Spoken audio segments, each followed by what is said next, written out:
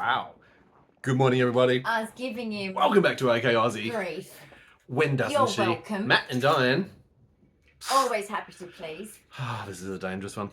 Guys, welcome back to the channel. If you are new, don't forget to subscribe and hit the notification bell while we're here. Get your fidget toy ready, apparently, because you're probably going to need one of those. Boom. We're talking about dyslexia specifically today. Oh, that's language such a depressing word. and learning, but it also ties into communication and memory. Now, if you are new to the channel, Dyan does have an umbrella condition, a genetic chromosomal disorder called 22q11.2 deletion syndrome. It is a micro deletion, isn't it, Max, of the long arm of the 22nd chromosome. It means she's missing anywhere between 40 to 60 genes, 3 million DNA building blocks, and it affects clinically anywhere up to 185 symptoms. So Dyan is, apart from having learning disabilities, she was GDD, global developmental delays, IDD, intellectual developmental delays. You have learning delays, absolutely up the wazoo. But, you know, I have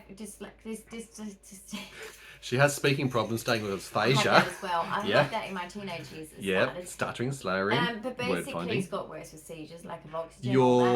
I have dyslexia, dyscalculia, dysgraphia. Exactly, we're going to talk about those in a moment. And basically, but that's not an excuse to not go to tertiary. I still went to university. You still can. So let's find out how she managed to do that, because tell you what, the school system stay tuned. utterly failed her. And she autistic. is autistic, so am I. She is ADHD, Classic so am I. autism. Classic autism, thank you very much. You're She ADD does have ADHD. OCD, and boy, does she have OCD. Tourette's, that always comes in on the side, and that's a bit of fun. Neurologically, and this is the thing with 22q, 30 to 40% of people with 22q will be autistic. 40 to 60% will be ADHD. 60 to 65% of them will have neurological issues with seizures or seizure-like conditions. 5.1% of those with epilepsy. 60% of them will have some sort of cleft palate related disorder. And lots of problems in my sinuses. Lots of problems, exactly. A lot of problems. Memory comes into this. A lot of issues. It's a neurodevelopmental condition. So is ADHD. So is autism. So there's a lot of neurodevelopmental stuff going on. Then the neurology side of things like Tourette's doesn't help you with coprolalia, copraxia, and just there's things that you burst out. Echolalia, that's a crossover between all of it. Yeah, Goodness well, that's gotten better with me. age. You were lucky because when you met me, it wasn't so bad. When I was a kid, it was like I was the style of everything that was said to me. You don't say like, around for example, it's like, but not just that. It's just like when people would speak to me and say, hold the spoon, I'd go, hold the spoon. Yeah, you would that's literally the person I was. I didn't know how to talk properly. But that's interesting because that comes into our conversation today on learning styles and coming back to the dyslexia part of things. But also it's like, that was to family only. Yeah. So this comes into this too. So imagine being dyslexic, but then you've got the speech problems. So even if family went away for a month and came back, for the first day, I did not speak. Absolutely. Even if I knew them from birth. Now, speaking of speaking, Dyan didn't speak as a child all the way up to about 11. Is that you're about to say? She's caught up and she's making the most of it now.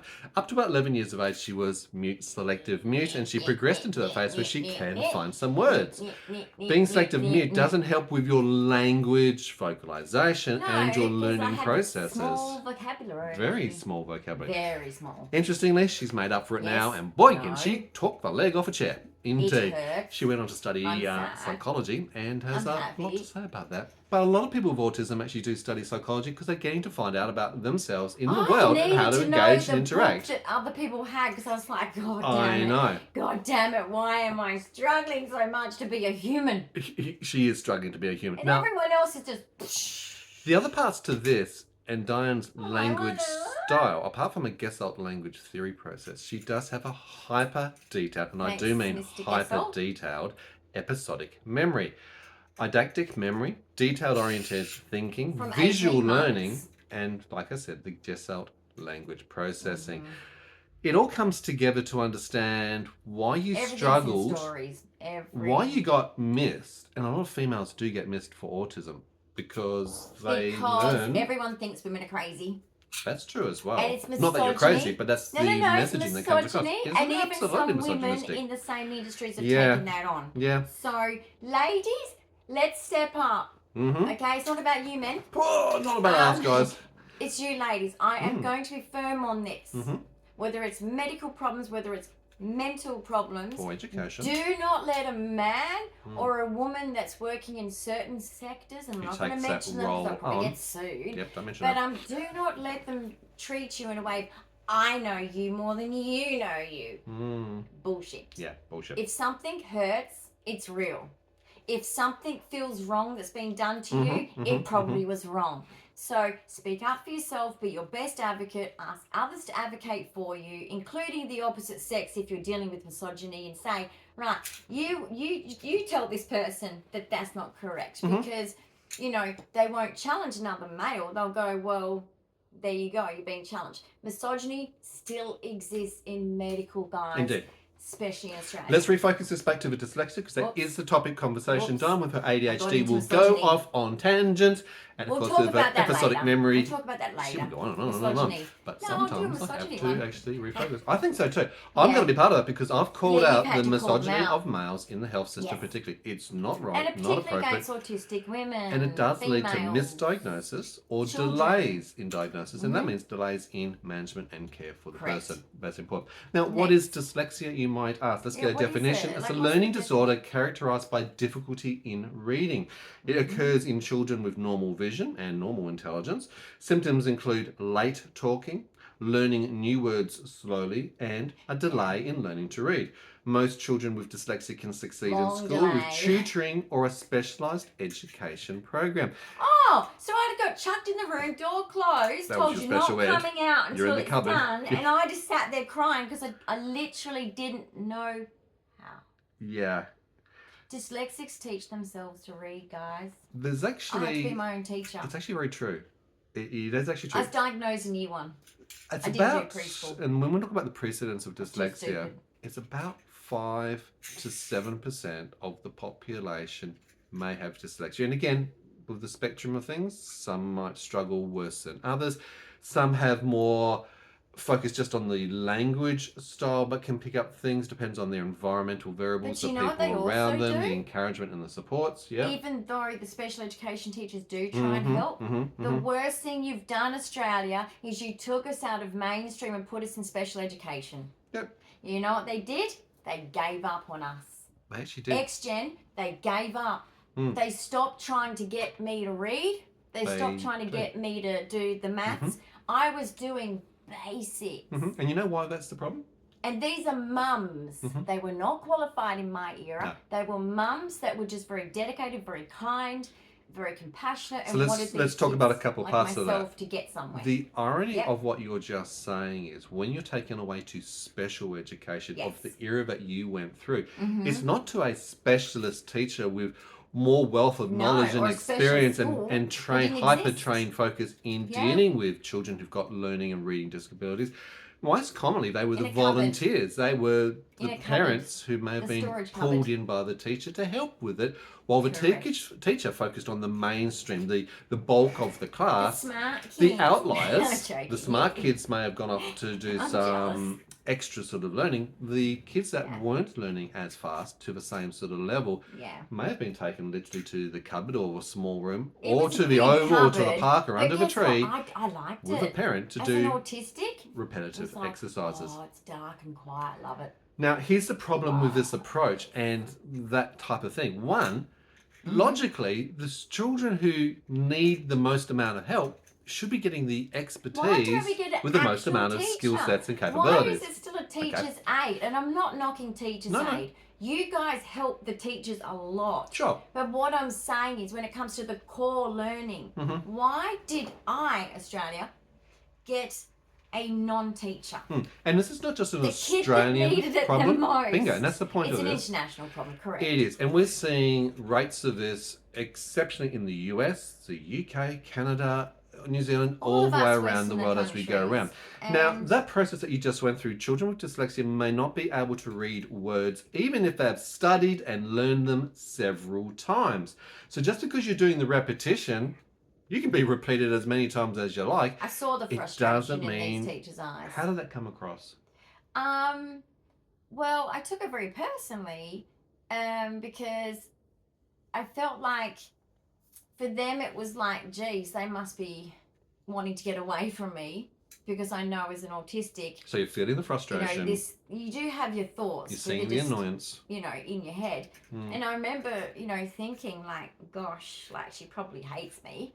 They're the feelings that also, you have from it. Yeah. I felt like, I would always picture in my head all of the rest of the class back in the classroom. So you've been isolated I looked around from at your the peers. other kids, and especially if they were getting by, and just sitting there thinking, what's wrong with me? I'm so stupid. Like, what's wrong with me? And you know what? It didn't help because my brother and my mother at home were calling me stupid and retarded. No, that doesn't help. Now, I don't blame my brother, but I do blame my mother. That's a learned experience, conditional behaviours from the parent figure. Yeah. Like, I couldn't imagine calling my child stupid or retarded. I can't imagine. Or saying, what's wrong with you? As if like I'm doing it on purpose. But sweetie, of that era that you've come through, and Dyan is 51 years of age at the moment, so going through schooling in the late 70s into the 80s range, I've heard teachers say that. I've seen teachers shake students, yell at the students. I got yelled at by a male teacher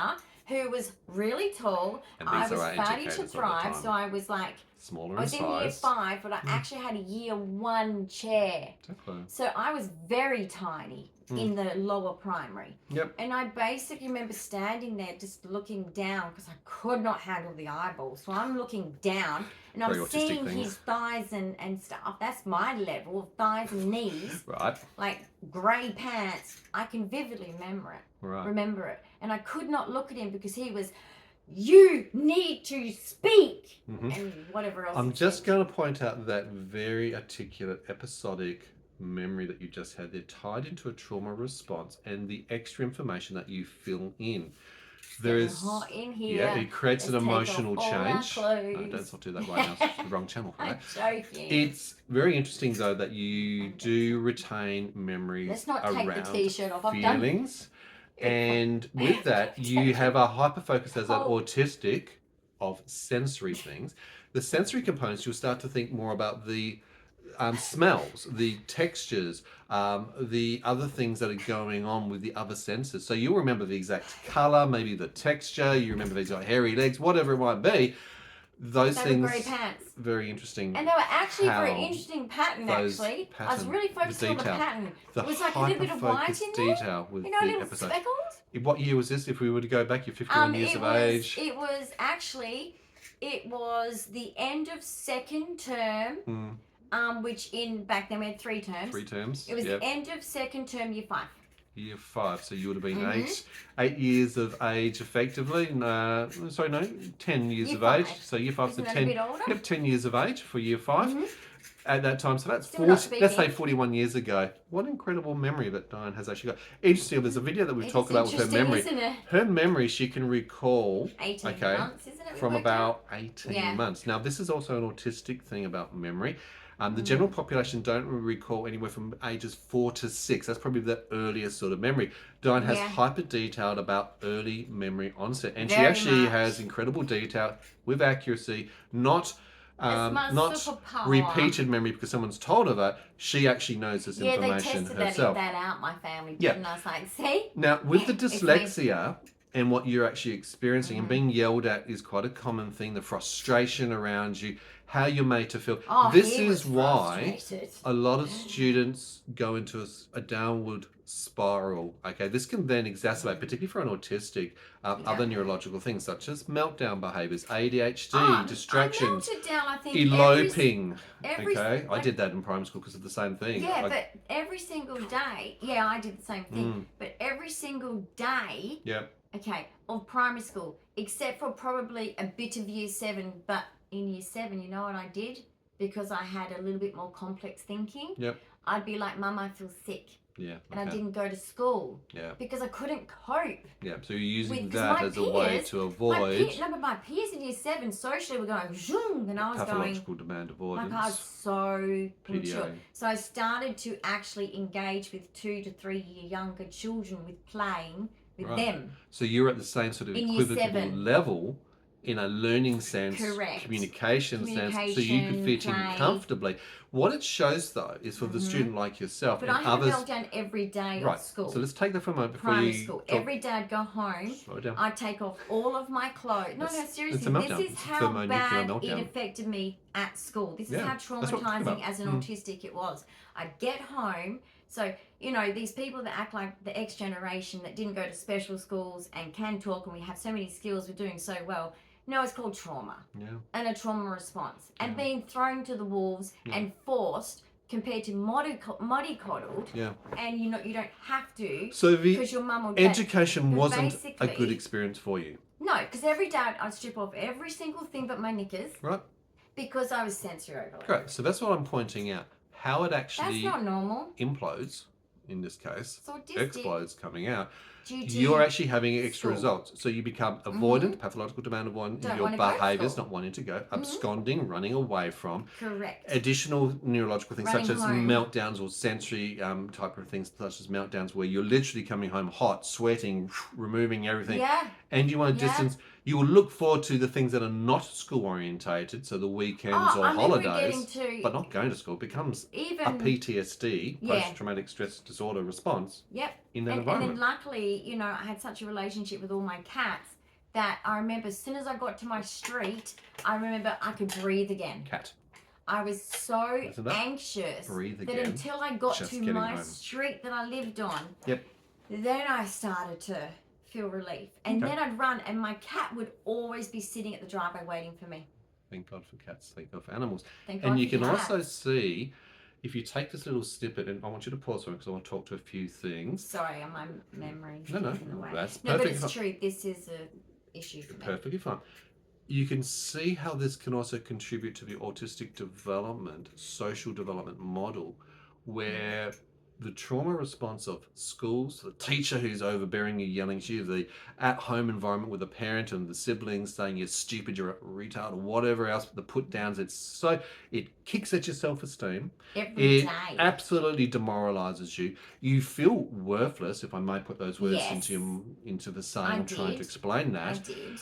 It would lead to additional levels of self-harm and suicidality. I've got to point that out there, and there's I trigger didn't. warnings and risks. So I'm going to point that right now. I I'm didn't saying have those this, and my concepts, apologies. luckily, But- because of the immaturity of Correct. my autism. And throw into social media in this current era, I can see a high contribution to that sort of level of thought process, because with social media, you don't get to escape school as well. You go home, you have your school follow you in social media, and that's why I'm really glad that kids are coming off social media, because those kids who come home Yes. away from the school environment are They need to teased, get out bullied, of it. far more bullying They need a occurs. break. Is there a safe place when your school's not safe, your home environment's not safe? Guys, The if thing any that you of look you for is your have animals. suffered that and you're in generations below us, Yeah. or you're at that stage now, I mean, you shouldn't be watching as if you are a minor, but if you are, It's not a channel please for minors. to stay off social media when you get home from school. Yeah. You deserve to feel And if you that are being break bullied, and speak safe up. space. Tell somebody safe, because bullying Correct. is not right. Okay, full stop. And Go it to causes the front harm, office. and these people have problems Yeah. at the end of the day. But Not I want to you. point out the resultant action from this. You've Mm-hmm. become along the way, you little Dr. Doodle over here, the one that would speak to animals, because Yeah, the they animals thought are I was your crazy. safe place. They're like, I don't know And what's perhaps gonna this happen is, to her and I'm when going to she say grows up. perhaps, I'm not going to say anecdotally, but perhaps this is why many autistics along the journey become more comfortable with themselves away from others, not wanting to I'm go my own towards best others, friend. because of the harm, the hurt, the don't sufferance need that a comes best maybe friend. from the people who are meant to I be our found safe one. places, our responsible parents and adults in our life, the school environment, which is meant to be a safe place. So that's some of Our those things. family become our best friends, Yep. really. Like, my family were my best friends. Now, that's the result. That's what it causes. There's many then that give up at that point in time, that don't therefore succeed. If you don't have the building blocks You of stop learning, trying. you You stop. do stop trying. One of the things that Yes. fail in the school system is this concept of cyclical learning as you go along. And in our Australian education system, if you don't learn the fundamental building blocks in the preschool, Correct. grade 1, maybe in grade 2, I didn't do the preschool. later years, and particularly if you hit high I school, didn't do year they don't go 3. backwards. They don't try and bring those students back with those school levels unless you're forced to stay down. Were you ever suggested to stay down at school? Correct. Right, and So did that happen though? In year 4, I sat in the meeting, got sent out of the meeting because it ended up in a screaming match. So in Parent, my era, teacher. correct. So the teacher was like, he was very concerned in year 4. Right. He said, look, this is term 1. Right, at the very beginning. This is the first teacher meeting of when he gets to know the students. And He's analysed your abilities. He said these words. Right. I recommend she goes down a grade. It's best to do it right now when she's young, not when she's older socially. Yeah. Do it now. Yep. Because the fundamentals is year 3 and she's missed all those fundamentals. And that means she's so missed I want her pre-primary, to grade stay 1, grade 2, down. grade 3. I highly recommend it. My mum said no. Oh, God. And in those days compared to now, Parents have the choice. Parents have the choice. So I want you to take that little story and think about this. We all learn at different levels. It's quite interesting too with the calendar year. 365 days in a year. Your birthday might be at a certain time of the year, and of course we knew with the way the school started and the cut-off dates, in the middle. some kids coming into school that start in January or February in our Australian school calendar may be very, very young or be maybe very mature. A year's difference, 365 days of age, is very much a learning difference, and some kids get to stay back at those times. But it has changed now. But there's still always going to be a very, very young group and a very, very old group mentally. Those who are ahead. Of where your birthday is. Bingo. But not everybody learns at the same manner or speed or in the same way.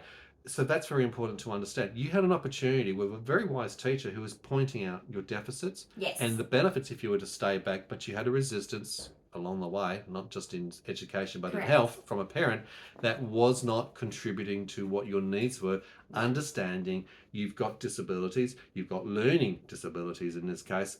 We now know why it's 22q11.2 deletion syndrome, but boy, it's very explanatory. So keep that in mind, keep pace with that. Because what was always in the school explanations, my mum would always say, she was born premature, she has developmental delays.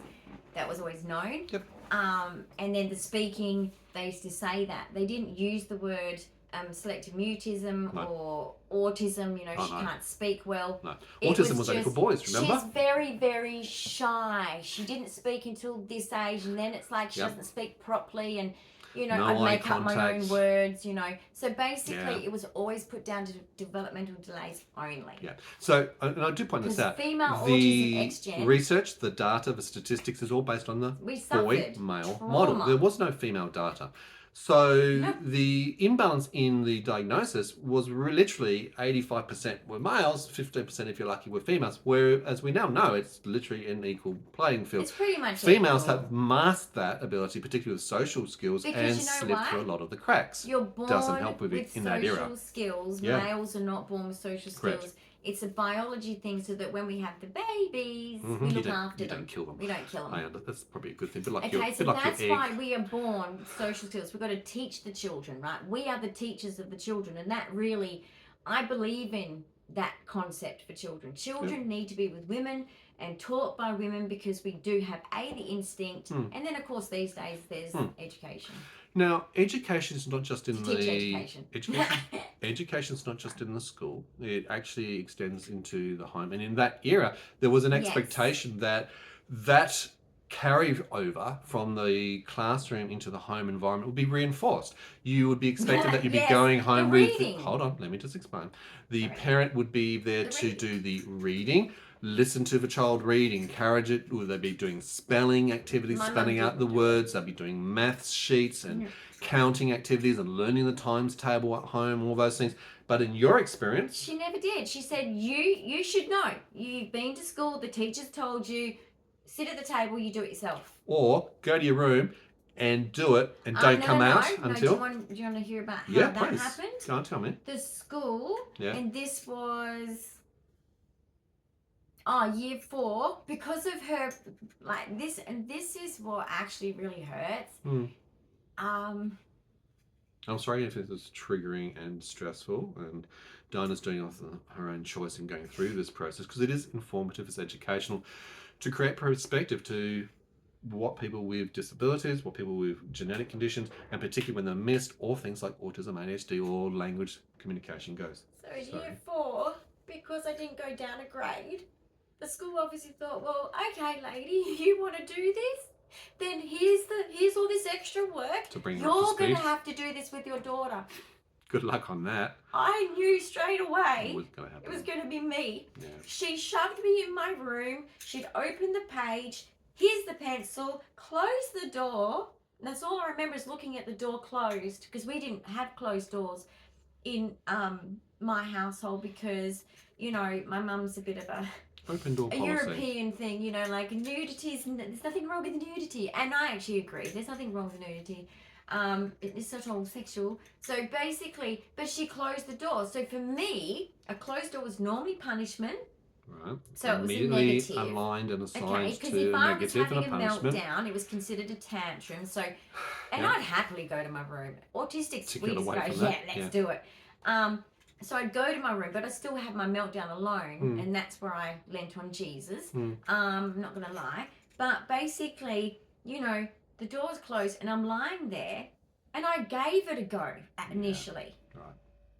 And I was just so frustrated. I remember having meltdowns during trying to do it. I bet. And I couldn't, and I'd look at the door, and I knew I couldn't ask for help. Can't ask for help, or you'll be punished if you do so.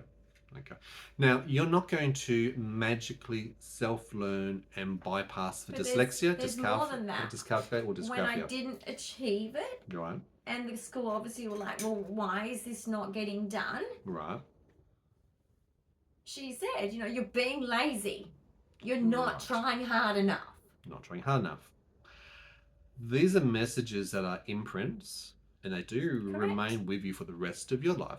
Your words are powerful. Your words As can a affect parent, a person, as a parent to It's a child. supposed to be their biggest You're setting them cheerleader. up either for success or failure. In this case, I can tell you categorically that all of those things are setting you up for failure. If you don't have learning, and a lot of dyslexics might be told this along the way, you're not going to be any good for anything. You might as well just go to McDonald's and get a job in self-serve or whatever it happens to be like that. When I finished year 11? So let's talk about that, because that's the concept. So year 11. So coming out of year 11, or you didn't get to do year 12, though you desperately wanted to do year 12. That's the last grade in The school. guidance counsellor wanted me to You wanted to repeat year 11 Yeah. so that I could do year 12 really Exactly. well. So you were motivated. because You were I was keen. so keen. You were trying That's hard. why I went to uni, guys. I Yeah. mean, I had that hunger. Yeah. I had But an let's- uncle create that Let's hunger. explain before you go into extra stories and fill Sorry. the padding in. Year 11, you got through. You failed one unit.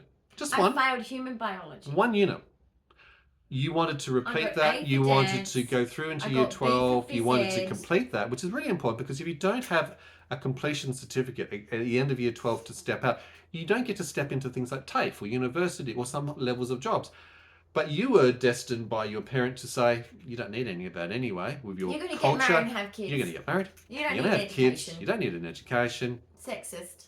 That was the era of the time. That was the Yeah. attitude. That was the cultural Yeah, for attitude. my friends, that was not the Gender case. attitude for Dyan's That's not my experience. generation. May not be your experience, but I'm saying this is Dyan's Mine, experience. I'm creating yeah. context to the era Very, very in that religious period of time. family. So you didn't get to do year 12. You begged to do that. You were therefore kicked out, and you were told you had to go and get a checkout job. In fact, She not got it for me. she got it. I Your didn't get to mum choose got my you a job. checkout job. I said I wanted didn't to get work to at a choose chemist. the I want to job. work at, you know, different places. Yeah. And I actually was looking, All right. genuinely happy to work, right? So but she got me a checkout we're not going to go job. into all those sub stories. We're going to Yeah. focus back on the dyslexia, but I But wanted where to was my create. education Hold on, then? I'm going to create the Yeah. context. So Diane finishes year 11, not able to go into year 12. She really only has a upper primary school year 6, 7 capability. She was later tested by an aunt who was GE an English teacher. education English specialist, literature very teacher. high level English Yeah. teacher, so she knows her She used to stuff. work at a hard Who school. said you're only year 6, 7 level in language and maths. And she tested me for a while. Like, we Yeah. spent a lot of time together because Now, she was just to so me, proud of me wanting to go back to that is a education. failing of the education system. There is accountability and responsibility. And the education system at that era was pretty poor. A lot of kids slipped through the radar. Ah, yeah. A lot of those kids went on to get maybe trade jobs or work purely as checkout chicks or whatever else.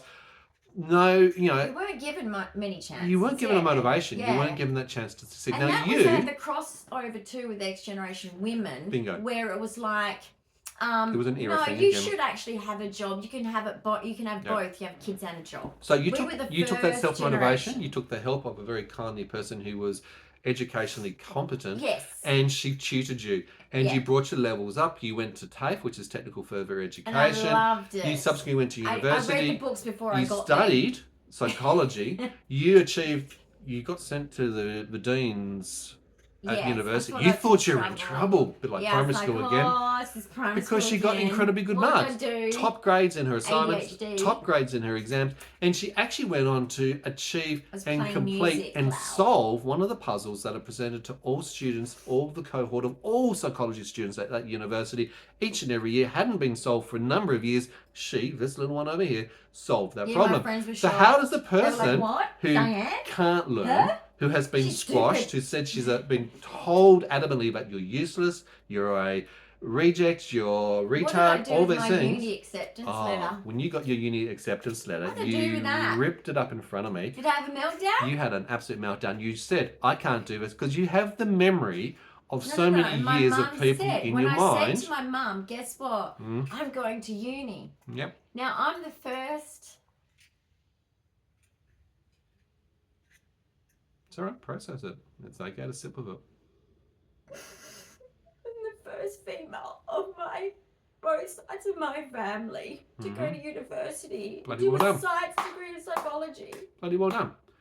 And I told my mum I'm going to uni. Broke through the barriers. Said, why would you do that? You're stupid. Of cultural, gender divides to achieve it. And you were told you're stupid. Why would you want to do that? Why would I do that? Well, you did. And that's why. And my nana you're squeezed smarter my because hand of that. and said, you should be home with your children. That now, was a for cultural her, thing. that's a cultural thing. Cultural her thing. generation. Yep. And guys, my mum was raised in Catholic boarding schools. Yeah. And I'm not making excuses here, but I'm just giving you context. Yeah, context is important to understand My this nana's journey. lost her mum when she was 10. She had my mum when she was young. My mum had me when she was 21. She was young. Yep. My mum, I believe, has learning disabilities and considers herself stupid, and then she's projecting it onto me. Correct. And my nana is projecting. She's a qualified dance teacher, and I think she very much agrees, which I don't blame her, not having the generation where she could go to work and do the same thing. So she was just like thinking, well, no, you're married and you've got kids. You should be home with your kids. I'm going to also point out, with your grandmother, who is a qualified dance teacher, you don't have to be a language or a mathematics expert, okay, to become a dance teacher. You just have to be passionate about the physicality, she was very good, have flexibility, hypermobility. It comes into this. She has EDS, I reckon. And she does. She has Ehlers-Danlos hypermobility. So that's a natural step into being Beautiful a good dancer. tapper. So if you've got a body that can do all the things that are ideal for dance in stature, in shape, in size, flexibility, you've got the energy, then you're going to make it and succeed as you work through the dance levels. You don't have to be good at maths. You don't have to be a literate expert and be able to do poetry as an to autistic, do that. It's a great. If you're autistic yourself, or you have a daughter that's autistic, it's or ADHD, any of those, or the combo. Dance is great because you don't get time to socialize. So there's no. I mean, it's still there's a bits of awkwards. Yeah. Yes, but most of the time it's focused on. Dance teachers like, come on, we've got to learn these steps, we've got to warm up, we've got to do this, we've got to do that. You're focused on the dancing side, and then you get to go home, it's your special interest. Bingo. You don't have to socialise. Now, I'm going to pull two things, I'm going to extract two things out of that, if I may. So pause for a moment so I can think. The first part about this is, as a student who's struggling in school in certain areas, you gain benefit of the successes. So that might be in the phys ed, the dance, in the music, in the art. You thrive on the successes. You enjoy the praise of those. You like those classes. They help to balance out the stresses of going to the maths, to the English. Yeah, I was good at music, art, and phys ed. Right, so that's an interesting sort of thing that comes out of that as well. It's also interesting with dance. You still had struggles to learn, even in a dancing thing, but you applied yourself because of the memory by doing things. And you used it by repetition. And body connection. Now, because with autism, guys, what is it called? Sorry, is it dyspraxia or is it more than that? The kinesiology of it all. Getting my body to move the way I needed it to. Kinesiology. Guys, autistic awkwardness. People from my generation, we practice walking in the mirror. We practice emotional faces in the mirror. Absolutely. We practice how we speak in the mirror. Absolutely. Okay? Or and watching I'm not TV saying shows, that, you know, all teenagers sing with a hairbrush, it's all so normal. No. Hours of this. Yeah. You know why? because we weren't coming across normal. I remember because I went to so many new schools and every opinion of me initially was, you're weird. But it was like this thing of, and this is where the beauty effect sucks, guys. I was told, oh, but you're pretty, you can hang with us. Yeah. Just like the movies. Yeah, just like the movies. And just I like was the plastics. like, I'll just follow. You're able to fit in, but you're told initially that you're weird, you're a weirdo, you're different, you stand out. But because of a attribute, you're able to positively I'm allowed to hang out. I'm allowed to be with them. Excuse me. Now, I'm going to point out the other part that I was trying to draw onto with the dance. So that repetition, and you're right. And look, if you've met one autistic, you've only met one autistic. Everybody's different. It is a spectrum. You can have more autistic days than others.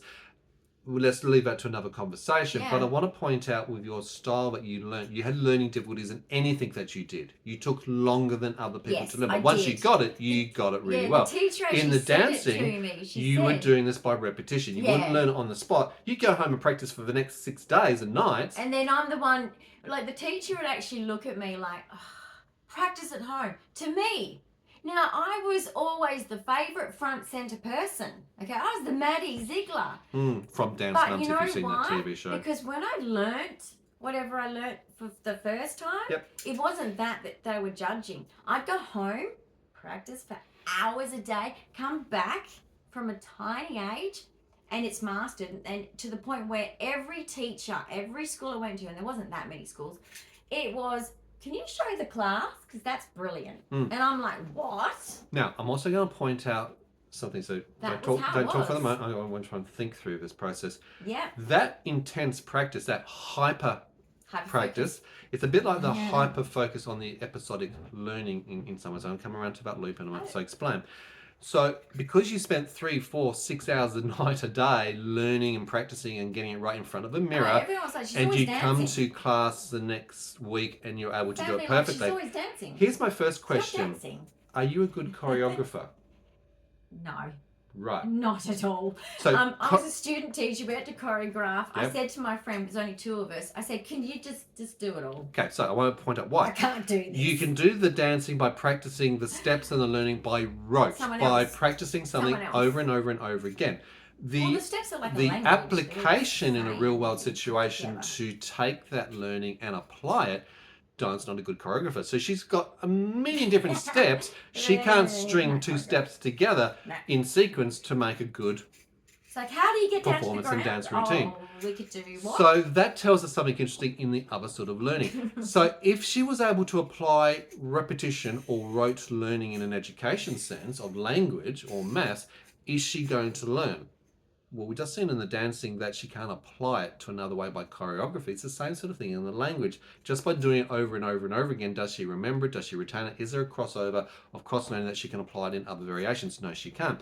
So she needs to actually learn the building blocks of language. And that comes back to the phonetics approach. There's the building blocks of choreography. Bingo. Now, for dyslexia, this is really what the conversation is. Students might take extra effort to read or to sound out the words that the child already should definitely know. Additionally, children with dyslexia may even mix up the letters and whilst reading and interpreting and say them in the incorrect order of a sequence of things. What are you laughing at? What did you do? Yeah, I just remember doing all these things. I mean, that's, So, they're like, does that sound like a word to you? It's like, okay, I'll try again. Sometimes it was guessing too, and I get it right. And it's like, okay, but then that's like a lottery. You know what? Statistically, you can guess and sometimes get it right. Win. Other times, no, you're not even close. You know what I used to do? What? And guys, this is why we also get missed. And it's not done. I mean, maybe it's done by people non-autistic that are dyslexic. I don't know. But as an autistic, I would sit on my mum's lap with the book where she can't see the words and pretend to read it. Pretend to read. So many students and I've seen with it sounded so stupid and immature, but she would go, well done, because she has no idea how basic the book is. Because I made it sound basic.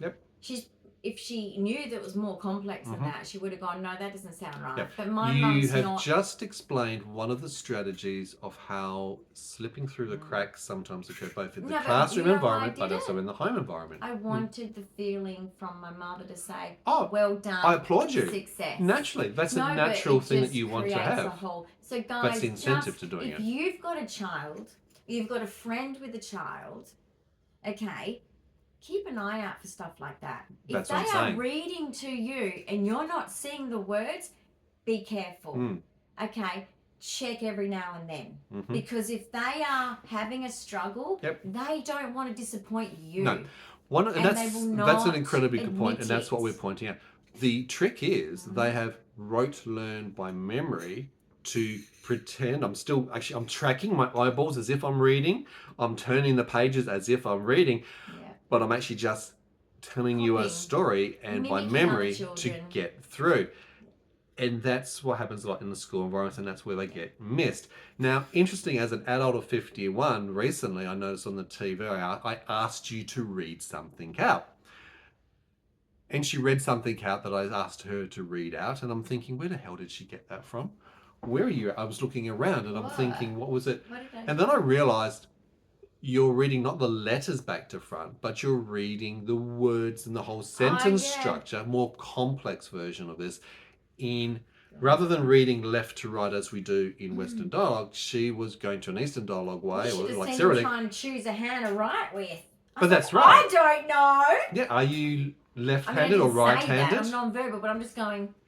You don't know. And I asked today, what's your left hand? And you'll still go, where's my watch? Oh, that's right. No, the neuropsych said that. Yep. You use both. Yeah, you're ambidextrous. Hands. You can use both hands.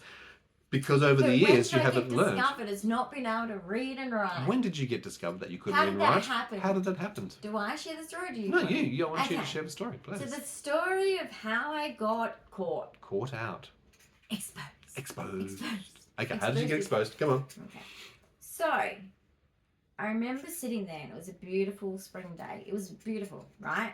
We're sitting in a circle with our chairs because the teacher said, look, how about because we do this all the time in class, but it was coming into like, you know, that spring weather and everyone gets excited. Anyway, in Australia, we always get excited because our summers back then were even more brutal than what they are now. Yep. Summers were hotter. So anyway, she's like, let's take our chairs outside because it's a nice, beautiful spring day. And we were in a massive circle just on the oval, not far from our demountable, which we're in. I'm in year 6. So this is the age of 10 turning 11. 11 years of age, yep. And we're sitting in a circle and it gets to read a paragraph each, which is the actual activity. And so I'm sitting there and it gets to me. And you used to be able to say pass. This was a time where I had to say, I couldn't say pass. Right. I did say pass and she said, no, this time you've done pass too many times. Because she said it at the beginning, you can pass, but you only got so many passes and then I'll be telling you to read. Do not pass go, do not collect $200. Anyway, I read. Right. And she says, okay, and on to the next person. You know that, okay. Yeah. We know what that means, don't we? And I sat there and I don't think I lifted my head. Right. Because I was like... What were you feeling? Everyone was whispering. Right. In front of your peers, your social cohort, the distress of being made aware that you can't read, are therefore seen as the dummy or the stupid child or whatever else at age 11, which is really important for your peer group development, by the way. Because I grew up, guys. You're put under pressure, and that teacher shouldn't have put you under pressure if she was aware of your level. I grew up, guys, around hippies that are the type of hippies where they want their children to, you know, read and write young. They are very attentive parents. They teach their children life skills, including reading and writing. They have a lot of time for their children because these hippie mums don't go to work. Those ones do. And so they would sit and read in preschool to get them to read, ready to be able to read for year 1. Did your mum do that? No, my mum didn't. Right, here's one other thing I'm going to point out. In year 3, which is about 8 years of age, Right. because of the family situation. 7 turning 8, right. yes. You're going through divorces and everything else. Your parents... They divorced at 5 in the courts. Right. Sorry, no. They divorced, separated when I was 5. The divorce was when I was 6. 6, okay. When did you go to South Africa on a world tour? That was after that thing. Like, I think I had not long been 8. Correct. So that's around grade 3. I'm going to put it in perspective. Because I went to... And you know the context of this is because in year 4... No, I would have been... I don't know. But I went to Denmark district for a little while before South Africa. Sure. But that was just a little thing of, like, I think just keep her out of our way for a few weeks while I get ready for South Africa. Sure. Get the... passports But I'm done. going to point out 2 things, and here are the 2 things without going into the whole stories around this. No, don't be sorry. First of all, you got a parent who's moving the student to multiple different schools, never having that consistency. How many primary schools would you have attended to in this first 7 years of your life? Denmark, Kindy, Sorrento, North Beach. There'd be a few Denmarks in there. Back and forth to Denmark. Let's go. That's 5. Yeah. And then like Bambara, right. Padbury. Right. I moved to Hillary's, but we didn't swap schools. Right. Then I went to us Hillary kids had to go to Padbury High School. Okay, forget the high school, but in primary school, you're talking about 7 or 8. And I'd say I'm missing like also like being on the prom ups and not really. Oh, yeah, like, homeschooling. Kind of So you got homeschooling thrown into that. Experience. So. And Denmark. Probably let's just add in one more time because I'm sure there was a time. Okay. So in a 7-year primary school span, you have been across 10 separate classrooms, teachers, schools, never having the consistency. The other part of this story, why I mentioned South Africa in the world tour, you literally, because your mum, because of the divorce, packed up and went around the world, mainly to South Africa. She couldn't teach. She's not doing homeschooling. Well, she refuses to teach. 6 months in South Africa and 3 months in Europe. 9 months. 9 months away during the formative years where, and I say formative, that's the years when you need the stability, not 10 different classrooms and 10 different schools, not 9 months away from a school environment, not with a parent who's not giving you homeschooling, has got no learning ability herself and has got education, probably dyslexia as well. That's why you failed. That's why you slipped through the cracks. That's why you don't have, and that's why when you come back into a year 4 classroom, that gentleman, the teacher in the grey pants that you remember so adamantly saying you should be kept back a year, that's because of the combination. No, that was the year 5 teacher. That was the year 5, was it? Sorry. Yeah, the year 4 teacher, he was like short, you know, kind of like Italian looking dude, you know, like very round face, dark features. He's a nice guy. That's cool. I'm glad you had a nice guy. So you can see the lack of consistency in schooling. If you've got a student who's struggling, consistency is probably going to be one of the most mainstays of helping things. Year 2 was hard. The continuity between home and the classroom, also really, really important. Uplifting a child to multiple different schools. Tandem teaching is one of the most disruptive things to a classroom. Stressed. I was like, where's tandem, the other lady? that's You're where you've not got 2 my teachers who are sharing a classroom. That becomes very disruptive because again you lose you lose the continuity and things like that. Show me your face. Along the way, the tall one. What we've learned with dyslexia, phonics-based learning. That pretty much answers my question. I'll never remember. Okay, phonics-based instruction, it's widely recognised now internationally as the most effective approach for teaching reading to individuals with dyslexia.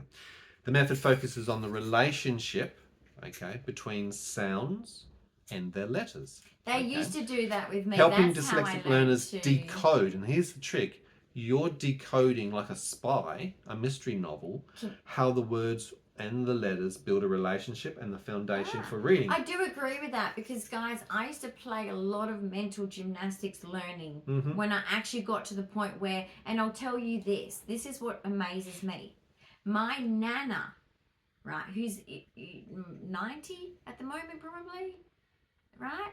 I don't know, roughly that. So, you know, she's the one that cracked the code with me. Yep. Okay, she taught me to read the analog clock, which I was very delayed in. She made a breakthrough, and with running writing, because I had to learn that myself too, because I skipped that. Like I missed in swapping schools, they'd already done it. I was like, oh great.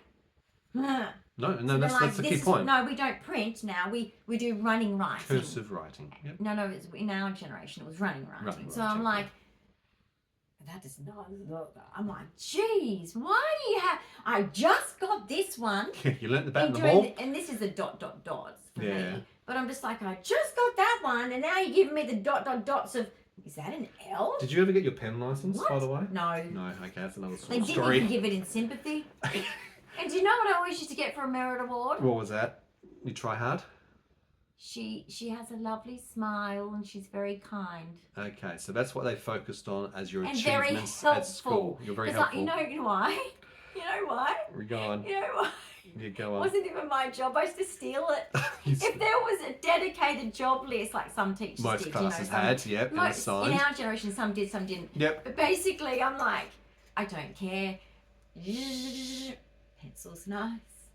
Oh, okay, you're doing the electric sharpener. Pencil's nice. And you Right. can go to school early in those days. I just go in there, get it done, get out. The teachers would obviously catch me at some point because they're obviously looking when I didn't think they were.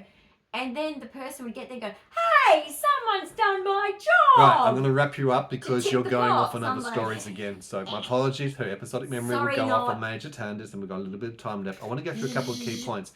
And you've highlighted the classroom, the teachers don't go backwards. So as Dyan went through the years and the grades, they just pass 5, 6 and 7, they just pass you, but they don't actually make the effort. They're not going back in that cyclical learning to reverse the cycle and build the foundation. So phonics instruction is typically done in grades 1, 2, you're lucky if you're in grade 3. Then you're learning other styles. So once it's done and you've missed the boat. That's what I got for dance in high school. Story. A+++. Okay, thank you. Well done. It's not even a +++. Right, I'm going to explain some of the other things around phonics learning. So here's why phonics is particularly good for those with dyslexia, and you need to learn this a bit better too because it does help you. For Americans, number 4 means you sucked, okay? And number 1 is really, really smart. What? When we were in primary school, it was 1, 2, 3, 4. 4 was like you didn't do good at all. Oh, okay, so you're explaining right? And number 1 was like gradings. you are brilliant. So I'm just saying in primary school, that's how we were graded. There's a reverse So way. when I'm saying 4, 4, 4, I'm saying That's the like, lowest you can get. So D, whereas a 1 is an A. No. I think it's almost a fail, isn't it? A fail. D/fail. Okay. So here's why, D's I'm just going to read out phonics. some things why phonics is particularly beneficial for students with dyslexia. Okay, systematic and structured. Phonics instruction is typically systematic, meaning it progresses through a structured sequence of letter-sounding relationships, starting with the most common and consistent patterns. This structure approach helps dyslexic learning to build upon a solid understanding of the alphabetic code. It's direct and explicit instruction. Phonics instruction emphasizes direct and explicit teaching of letter-sound correspondences. This means that the teachers directly explain and demonstrate how letters and letter combinations represent sounds rather than relying on the implicit learning or guessing. Emphasis on phonetic awareness. Phonetic or phonemic awareness, the ability to hear and manipulate the individual sounds and words, is a crucial prerequisite for phonics. Phonics instruction often incorporates activities that develop phonemic awareness, which is particularly helpful for students with dyslexia who may struggle with the skilled, and there's an improved decoding and spelling. By learning phonics, the students with dyslexia develop the ability to decode the sounding out unfamiliar words, which is essential for reading comprehension. Phonics also supports spelling by providing a framework for understanding how sounds are represented in the written form. And you can take that cat, C-A-T, to make other sounds such as bat or fat or No, that. I just wanted cat. It's just a cat. I was like, why do we need to know about the rest? Exactly. It's all about the cat, isn't it? It No, is. but basically, I'm just going to say my grandmother did a great breakthrough with that, which maybe this might help dyslexics. She always would, with my spelling, add in there, because she could obviously somehow gauge that I wasn't understanding anything. She said, you know, like, let's think of a story that involves that word. Mm-hmm. Best thing she could have done. To learn to spell, to learn to pronunciate, and to recognize. And you know what? I associated the story to the word. Right. That's how I learned. And that is known as Gestalt language Yes. processing. So I did it myself. Now, Gestalt language processing is not unique to so cool. autistics, but it's very commonly High five. seen. You know what? Gestalt maybe I did at first. What year? How old are you? How old are you? Maybe you decoded the mystery of How language old are you? yourself. And my nana. Yes. How now, old are you? Your nana would have probably learnt on a very Similar way. phonics-based learning style in her era. What we've found through... Is that why she did what I just said? She used to read... Oh, my gosh, she reads the saucy ones. Oh, does she? The Mills and Boons? Yes. Okay, let's not go into that. Another story. We'll focus because we've got time here to wrap up. She's a posh nana. Like, she's very... She looks like the Queen, actually. She does look like the Queen. She's beautiful. And if she enjoys her reading, she's a person who's going to encourage the love of literature. She's always reading. She loves it. And she enjoys the words. Now, if you've got a family member who don't enjoy reading... My mum loves reading. But she struggles with it. Maybe she reads more of the picture books. Maybe she reads more of the magazines and the comics. Yeah, she's probably slower at it and doesn't realise she's got dyslexia. Yeah. Hence why, and dyscalculia, hence why she struggles with mathematics, whatever. Yeah. She doesn't realise it's just learning how to learn is different to your intelligence. Bingo. That's very important to actually understand. And even if you've got ADD, it doesn't mean you can't learn. So you obviously learned how to learn because you went on to do technical and further education, which is college, hard work. And then go to university. People would say to me, "Oh, how long did it take you to read the 2 chapters? Because, they gave us 2 chapters." I said, "Well, it takes me 3 hours a chapter." They're like, "What?" "It takes me 15 minutes." I was like, it's another head down moment, I was like, but oh my that's gosh. your learning This style. is university. First year. This is in first year. But come back into... I don't know if I got better. I don't know. But you learn differently. And with that episodic 3 memory, hours. Understand that I worked harder. The 3 hours that you applied to that one chapter, and they spent 15 minutes, you can today actually quote that same chapter that you read that's true. 20, 30 years later, page specific, remember the page number, you probably even remember the font that it's written in, and the pictures in it. You have got the didactic memory with the whole information. He's so cute. So when Dyan, and this is the other thing that adds to the confusion, Dyan's hyper-intensity of hyper-focus, she appears incredibly intelligent and smart. Well, she has retained the memory didactically around this information.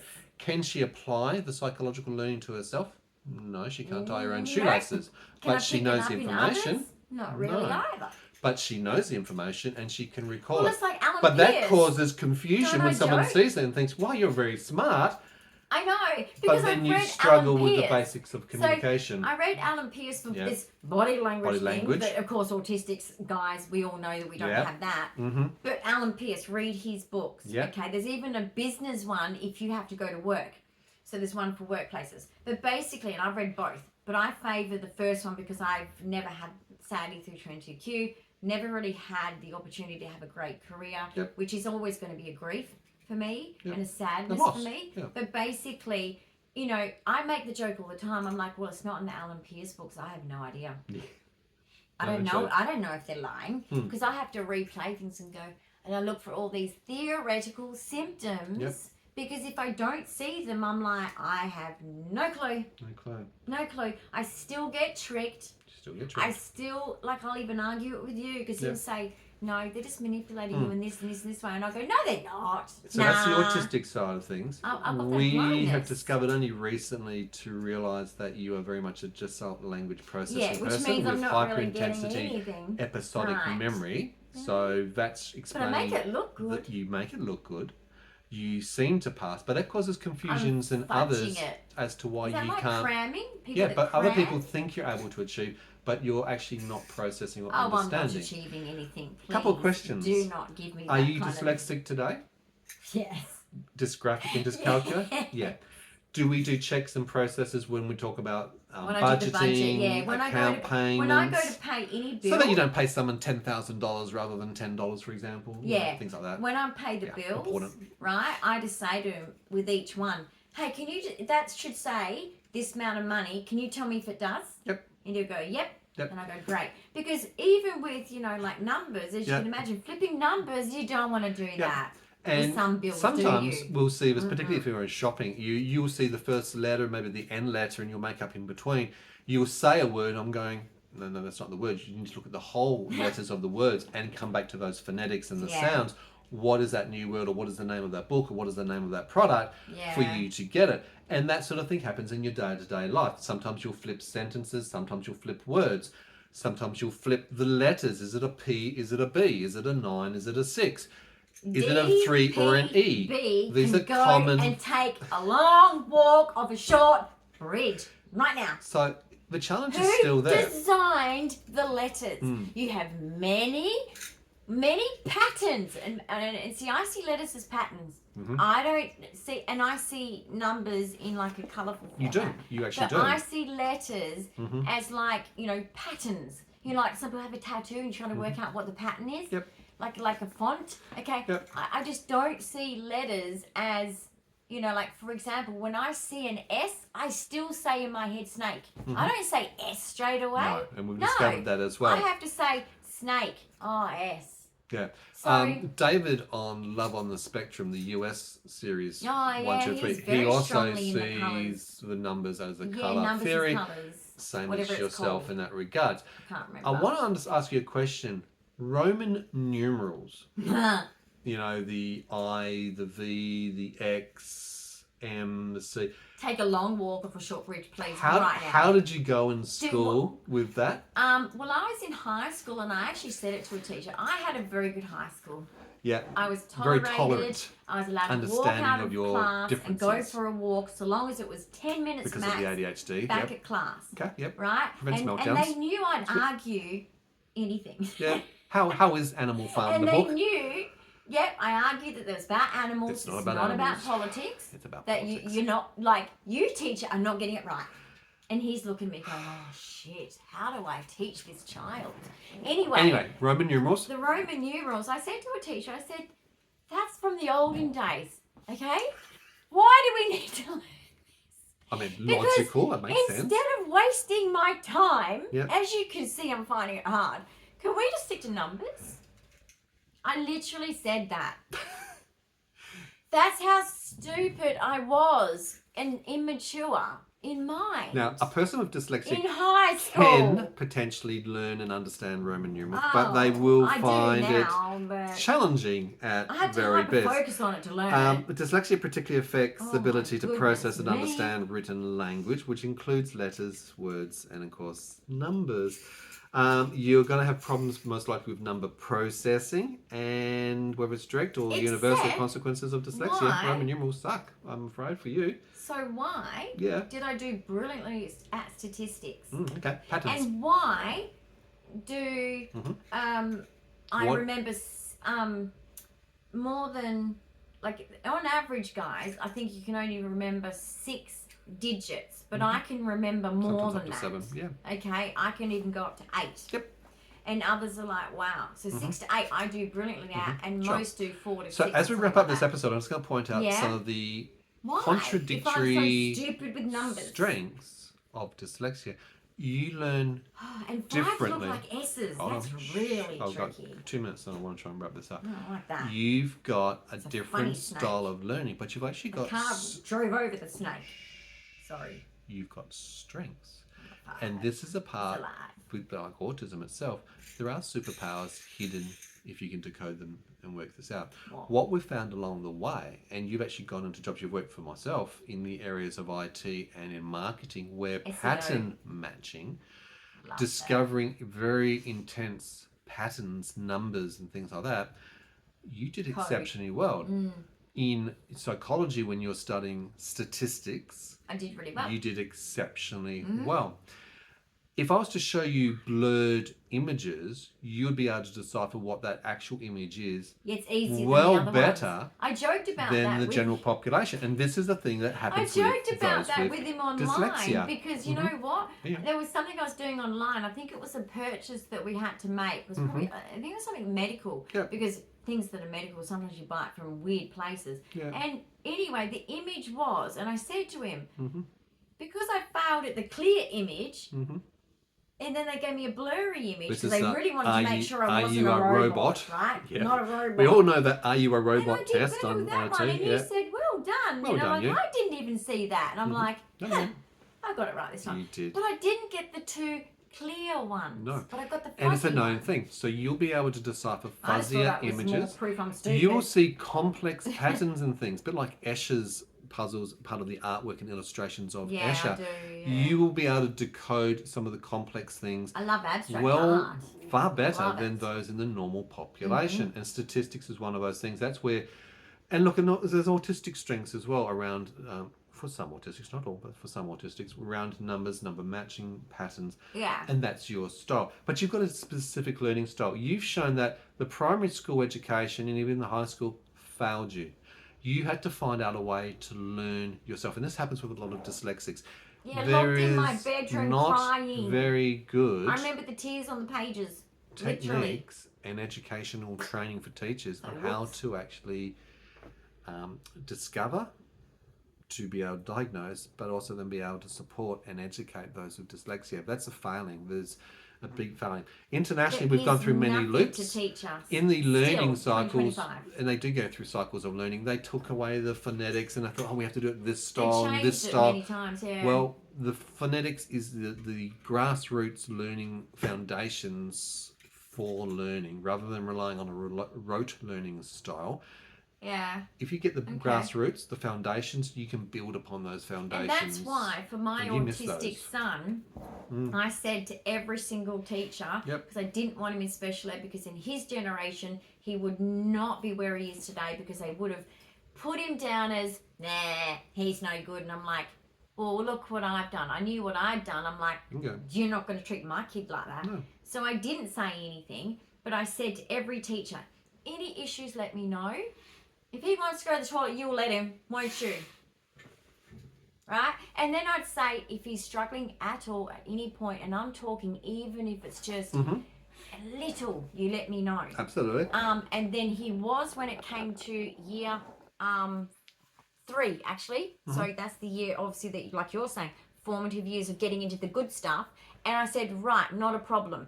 And I took him to Kumon. It's a Japanese style. I'm telling you, I cannot say enough good things about it. Building blocks, repetition. Within less than a year, he was back up with his peers. I mean, the teacher only said, look, he's an average student, which is common for most Australian kids, by the way. That means they're doing great. We do have a younger one that was, she wanted him in the gifted program, but there was no space. But that was just because our youngest has just that hunger for knowledge, basically, whereas the other one's a bit more chill. But basically, he was average, but just struggling a little bit in maths and a little bit in English. And I said, well, I'm onto it. And then he was above that to the point where the teacher said, please, give me the pamphlet to who they are. Exactly. The teacher wanted to know so that he could learn that style because he's seen firsthand that a student that Japanese. He couldn't teach. It's amazing. Was able to be taught. And that means and I did you've got to understand at home. I wish I had you've got to understand the learning. There's a lot of teachers that I've seen this in the primary education field who didn't even pass the primary school entrance exams for language and mathematics, and yet they're teachers themselves. In the past, we used to put people who are highly educated, like professor level, as our teachers. Over the years, that's declined and comes back to what we were talking about at the beginning of the journey, where why am I getting volunteer parents, the mums who've got some spare time coming into the classroom and teaching you, for example. Well, now we have teacher Whereas, and we now have teacher aides, but it's a 1-year course compared to being a 4-year degree with speciality in learning style and they should only be supporting the teacher. They shouldn't be doing the teaching. But that requires that the teacher has got good programs and is able to teach them on how to teach or learn. It does come down to the teacher. Our kids were lucky. We had wonderful teachers. It does come down to the teacher. So there is hope. You can succeed. You do need to find your style. Phonetics is internationally recognised as the basis of building block. I promise you. There is hope. But I also want to point out the hurtful, harmful messaging that occurs along the way. You're not stupid. Lifelong. You're not dumb. You're not a reject. You're not a retard. You are more than capable and competent. But when you get barraged and told 1,000 times, and by the people who are significant to you in your life. Sometimes it happens extra though when being an autistic, guys. You do cop a lot as an autistic. Don't think that just because I'm an adult now that I don't get into trouble for not behaving 51. Okay, I get into trouble all the time. Yeah. People around me are always at me and they never step back and say, hang on, she's autistic. Mm. That's why she's so frustrating. Mm. It's not her fault. No. I don't get that free Different, ticket, not guys. less. I don't get that free ticket. Australia is not there yet. Okay, no. I get treated like shit unless the person knows autism or just chooses to try and be understanding. Yeah, that's it. Absolutely. So it reinforces the stupid. It's sad. And when you're told that 10 times a day or more. Probably in an hour sometimes in some of these environments. And it's not always just the verbal. You said it and you gave it sometimes an example in that episodic memory recall. It might be the look. It might be the way the person's standing over you. It might be the peers who are giggling behind their hand. A lot of that. And pointing fingers. All of that accumulatively comes together to really deflate you. It actually really knocks at your self-esteem. You're exceptional. You have actually gone through such adversity, negativity, people who are actually squashing rather than uplifting. To get where you are today is exceptional. I applaud you massively, and I hope the people out there applaud you too, because seriously, when you hear the story, and Dyan should write a book, because to come from that my step-auntie tells the story every year. She's probably retired now, but every year she said, I tell my students your story because there's no excuse. But I will tell you the secret ingredients to this, guys, for you parents or for yourself to, sometimes we parent ourselves, right? Yeah. This is how simple it was. My Uncle Ray said to me when I was roller skating, and I sat down and can't do it. You did the Wednesday Adam look. Can't do it. Okay, yep. I sat down and my uncle said, well, if you don't practice and you don't do that and learn, yes, you're not going to be able to skate. What are you expecting? That was my lesson. That has been the drive my whole life, because that's how simple the answer is. You don't get to choose, sadly, guys, you don't get to choose how slow or fast you learn. Nope. But it's a choice. So if you work hard, you'll get there. But I'm sorry for you guys that are like me that have to work hard. I want you to remember one story. I'm so sorry. Dyan ripped up her university acceptance letter. Called myself stupid. I sticky taped it together. You're going. I was terrified. You're doing this because you can do this. We didn't have special supports then, guys. Nope. There was no accommodations for disability, like me with disability at the university level, and you went on. It was like you give it a go, and if you failed, succeeded. That's on you. So well done, I never failed a unit. Yep. So look, this is not a how to fix dyslexia. This is a look at what it can cause and the implications and the impact. You can succeed and get through. You can. Find the learning style that suits. You. Yes, phonetic-based learning is something which helps. Having people around you will absolutely, who will encourage you, will help. Find different styles. If you can't learn it that way, try another way. Try another way until you get the way that works, and repeat. Learn how to learn. And learn how to learn. That's the most important lesson. And what I mean in by today's that conversation. is learn how you learn. Bingo. Because us dyslexics or anyone with a learning disability, it normally does come down to that. We're all we learn differently. So find you're different and you'll be fine. Bingo. And you are brilliant. I'm going to cheer you on. So if you're studying, if you are trying to train for work and something higher, you can do it. You've got it. You're trying to up yourself, please put it in the comments so I can cheer you along. Please ignore the negative messages, the naysayers, forget them. Ignore them. I know nothing. There's going to be so many people. Yep. I've been called on the job dumb blonde because I'd learned slow. Okay. At the same time, being called the favourite by the same person. Yeah. Okay. Because you're the hardest and the best worker. When I resigned due to health, I was told that I was the favourite. They don't want you to go. Because I knew I was, because I worked the most. I worked the hardest because I took my job seriously. Yep. So I might have been a dumb blonde. Yes, I was slow to learn, but I did a good job. So take pride in your work. Exactly. And own the achievement. And know that you can do it, guys. Thanks for watching this episode. A big thumbs up if you've got something out of it. I'd love to hear your comments below, ideas or suggestions.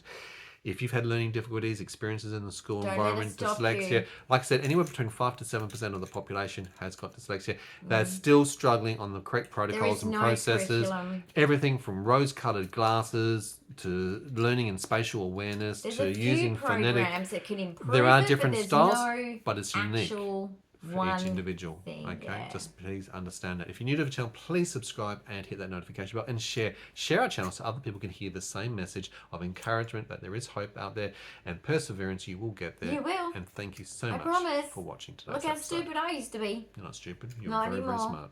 See you guys. Bye for now. Bye.